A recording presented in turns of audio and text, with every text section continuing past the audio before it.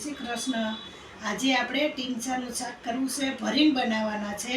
આ ટીંચા છે સરસના નાના નાના, અને આ લસણ ને ટમેટું છે, આ સિંગ પીસેલી છે, આ ચણાનો લોટ છે, તલી છે, ધાણા છે, અને આ મરચાં ભરવાના છે।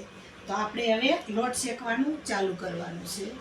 આની અંદર લોટ લઈ લઈ અને આની આ લોટ શેકવાનો છે। આપણે ગેસને થોડું પાવડા જેટલું તેલ કરી અને લોટ શેકી નાખવાનો છે।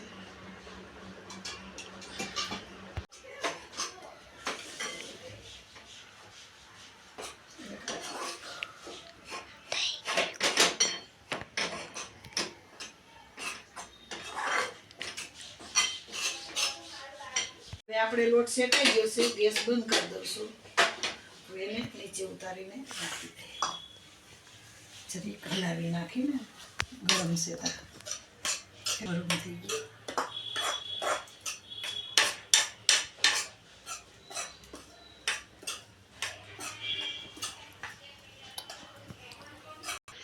હવે આપણે ટમેટા છે ને લસણ છે તો એને ખાંડી નાખવાનું છે। એની અંદર 2 ચમચી જેટલું જીરું કરવાનું છે, અને જોઈ પ્રમાણે નમક કરવાનું છે। હવે આપણે એને ખાંડી નાખીએ। હવે આપણે એની અંદર ચટણી કરી દેવાની છે 2 ચમચી જેટલી। હવે એને ખાંડીને હલાવીને બહાર કાઢી લેવાનું છે। ચટણીને બહાર કાઢી લઈએ અને બાઉલમાં કરી દઈએ।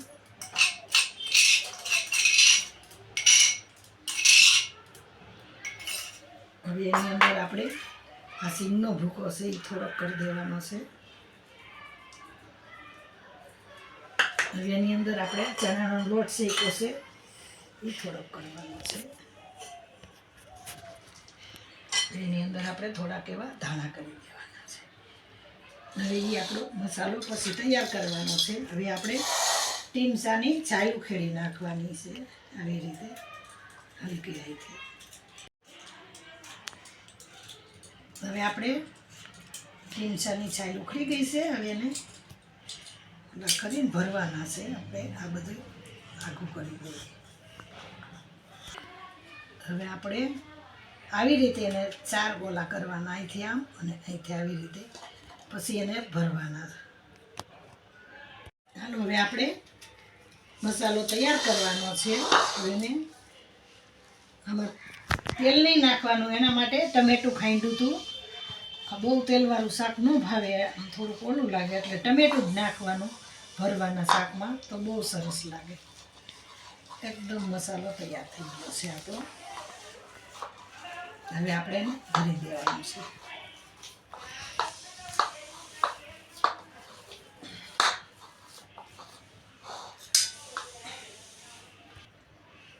મસાલો તૈયાર થઈ ગયો છે। હવે આપણે જો આવી રીતે ટીંચા ભરી દેવાના છે। બહુ ફાઇન લાગે આ ભરેલું શાક તો, અને ઠંડુ પણ એટલું। ટીંચાનું શાક બહુ ઠંડુ।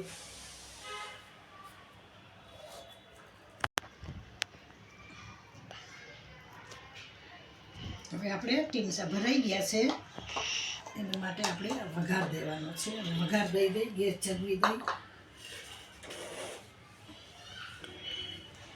ગેસ ચગવી દઈને તેલ મૂકી દઈએ।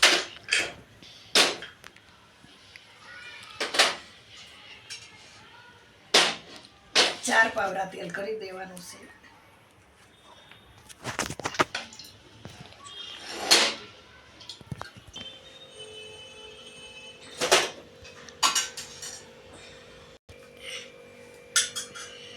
હવે આપણે એની અંદર જીરું કરી દઈએ ચમચી જેટલું, એની અંદર હિંગ કરી દઈ ચમચી જેટલી, હળદર છે અડધી ચમચી, આ તલ કરી દેવાના છે, તો બહુ શાક સરસ લાગશે, ઊંધિયા જેવું જ લાગશે સરસ।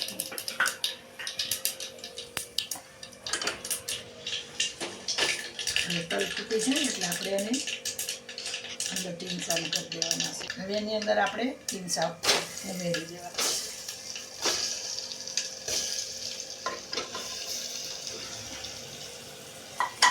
હલકી રીતે હલાવી નાખવાના. હવે આપણે અડધો ગ્લાસ પાણી કરી દેવાનું છે. હવે આપણે કુકર બંધ કરી દઈ 2 સીટી પાડી દેવાની છે.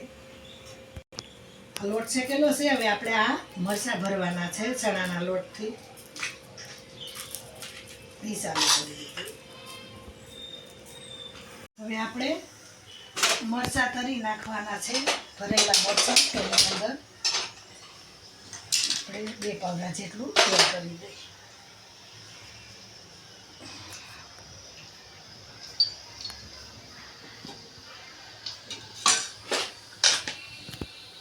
રાઈ કરી દઈ અને જીરું કરી દઈ. તે જેવી હિંગ થોડી જેવી હળદર કરવાની એટલે મરચાં પીળા સરસ લાગે. હવે આપણે એની અંદર ખાલી હલાવવાના. હવે ગેસ બંધ કરી દઈએ. આપણે શાક બની ગયું છે. જો આપણે મરચાં તરાઈ ગયા છે. ગેસ બંધ કરી દઈએ. આપણે શાક આરે જોઈને મરચાં ખાવામાં રોટલી આરે આ મરચાં તરાઈ ગયા છે. ગેસ બંધ કરી દીધો છે. આપણે કુકરને ખોલીને જોઈ લઈ શાક કેમ બન્યું છે. શાક સરસ બની ગયું છે. રસો નથી પણ એકદમ મસ્તી બની ગયું છે. જો અને પહેલાં આપણે રોટલી બનાવી લઈ તાવથી એને મૂકી દઈ સાઈડમાં. ગેસ ચડવી લઈ.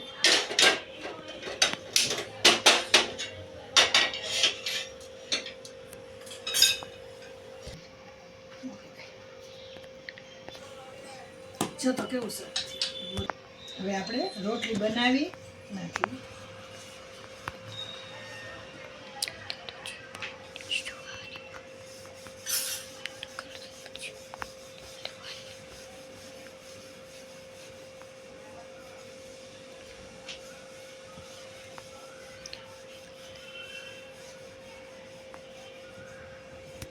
રોટલી સોપડાઈ ગઈ છે. એટલે ડીશ ચાલુ તૈયાર કરવાની છે. આના પછી છે